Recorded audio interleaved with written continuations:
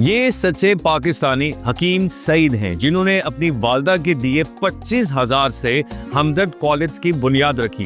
آنے والے وقت میں ہمدرد دواخانہ پاکستان کی سب سے بڑی فارماسیوٹیکل کمپنی بنی۔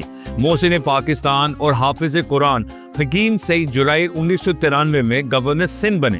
اپنی گورنرشپ کے دوران انہوں نے نہ تو سرکاری گاڑی لی اور نہ ہی رہائش۔ بیرون ملک سے انہیں بطور گورنر جتنے بھی فنڈز اور ڈونیشنز ملتی وہ انہیں بھی قومی خزانے میں جمع کروا دیتے۔ وہ گورنر سندھ ہوتے ہوئے بھی اپنے مریضوں کا فری چیک اپ کیا کرتے تھے۔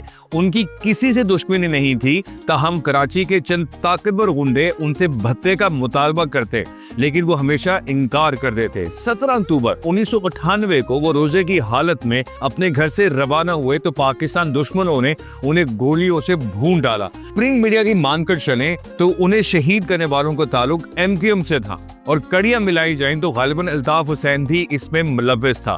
حکیم سعید کا جنازہ اٹھا تو لاکھوں انسانوں کو سمندر تھا اور ہر آنکھ اشک بار تھی۔ وہ ہمدرد یونیورسٹی میں آسودہ خاک ہیں۔